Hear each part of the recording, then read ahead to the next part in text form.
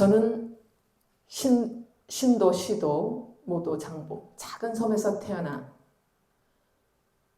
나룻배라는 쪽배를 타고 학교를 다니던 그런 아름다운 곳에서 신앙생활을 부모님의 손길을 통하여 양육되었습니다.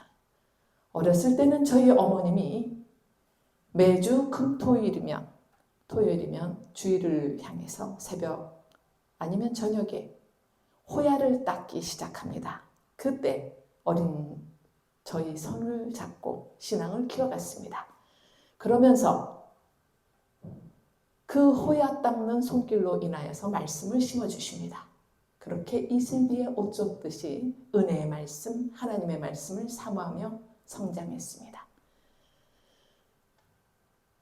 그리고 16살 때쯤 저희 아버님이 갑자기 하시던 사업에 열악한 상황이 되면서 병원으로 누우면서 돌아가시게 되었고, 그때 학업을 포기하고 저희 3남매, 바로 위에 두 오빠와 저는 직장 생활을 하다가 다시금 각자의 일자리로 갑니다. 그러면서 신앙생활이 주어집니다. 그때 저는 한 직장 생활을 다니면서 하나님의 참사랑을 맛봅니다. 아주 뜨겁게 하나님을 첫사랑으로 들어갑니다. 하나님은 저의 아버지십니다. 지금도 앞으로도 영원한 저의 아버지십니다. 그리고 그 아버지는 기쁠 때만 저의 아버님이 아니라 어려울 때도 희노애락을 늘 함께 하십니다. 이 자리가 거룩한 자리요 의의 자리가 되게 계신 아버지 감사합니다. 세우신 아버지 감사합니다. 16살의 어린 나이, 이제 20살의 나이가 되어서 직장에 들어갑니다. 그리고 출근을 할 때마다 아버지 저 출근합니다. 그리고 퇴근을 할 때마다 아버지 저 오늘 퇴근합니다. 그러는데 교회 문지방에 어느 날 문이 잠겨 있으면 그 신발장 앞에서 흙이 묻은 신발장 위에 꿇어 앉아서 간단하게 아버지와 교통을 합니다. 그렇게 행복한 나날을 보내고, 그러던 중 하나님은 그 어린 나이에 저에게 꿈으로 계시를 해주십니다. 아주 큰 꿈을 주십니다. 상상도 못할 꿈. 하나님은요, 저에게 어떤 날은 산을 보여주십니다. 그리고 어느 날은 농도 보여주십니다. 근데 지금 저는 현재 그러한 토지를 하나님께서 이미 여종에게 주어주셨습니다. 그리고 기쁨으로 단을 거두면서 하나님의 일에 전념하게 됩니다. 결혼을 하고 나서 저희 오빠 목사님께서 목회를 하시게 됐습니다. 그때 동역자를 보내주십니다. 그 동역자, 어린 여동생이었던 지금의 저로 인하여서 하나님의 순종할 수 있는 계기의 축복권을 주십니다. 묵묵히 주위에서 도움의 손길을 받으면서 저로 인해서 같은 동역자, 하나님의 아들의 역할을 감당하게 하십니다. 아주 행복한 날이었습니다. 그러던 중에 다시금 하나의 시련이 옵니다. 그런데 그 시련이 축복으로, 그리고 감사함으로 하나님 앞에 영광을 돌리게 됩니다. 그땐 제가 결혼을 해서 저희 애들이 남매가 있는데 초등학교 2, 3학년 때였습니다. 어느 날 제가 직장에서 있다가 직업을 갖고 있는데 건강검진을 받게 됐는데 큰 병원에 가셔서 건강검진을 다시 한번 받아보십시오 하십니다. 하나님은 그 딸을 다시금 세우십니다. 어떻게? 하나님의 말씀과 믿음으로 세우십니다. 그때 저는 하나님의 참사랑을 다시 깨닫게 됩니다. 정말 그 짧은 순간 아버지가 나와 함께 동행하신다는 거. 건강검진에서 받았을 때 저는 사형 선고를 받습니다. 어떻게 사형 선고 받냐면요. 길면 6개월입니다. 그리고 짧으면 3개월입니다. 그런데 저에게요, 정말 하나님은요, 강하고 담대한 말씀을 주십니다.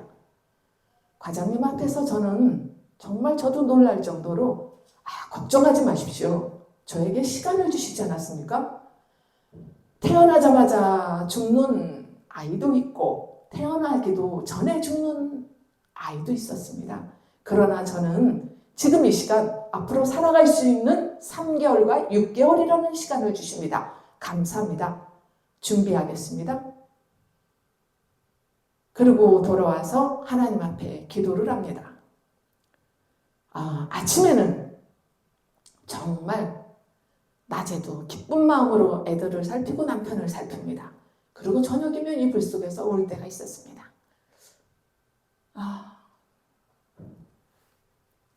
저 애들을 어떡할까? 근데요, 하나님은 강하게 하십니다. 그리고 바로 하나님 앞에 성전에 달려갑니다. 그리고 아버지 앞에 다시금 회복합니다. 첫사랑을. 그분을 정말 사랑합니다. 지금도 사랑합니다. 그리고 그때 한 달이라는 기간을 놓고 수술 날짜를 받아놓습니다. 수술 날짜를 받아놓는데 하나님은 놀라운 힘을 주십니다. 의학의 힘도 빌게 하시고 성령의 부르심의 힘도 받게 하십니다. 그래서 저는 기도합니다. 아버지 뜻대로 하옵소서 라고. 그리고 아버지 아시죠? 사랑합니다. 그리고 금식 기도를 하던 중 수술 날짜가 바꿔집니다. 정확하게 열흘을 땡겨서 일주일이 남았습니다. 근데 금식 기도를 합니다. 단상에서. 저는 어떤 일이 주어지면 아침 절식 기도를 합니다. 상시는 못합니다. 한 끼는 온전히 아버지 앞에 맡깁니다. 저녁 12시부터 그 다음날 12시까지는 제가 주님과의 사랑의 식사 시간을 나눕니다. 영적으로 하나님의 말씀을 사모하면서 나눕니다. 그리고 은혜도 나눕니다.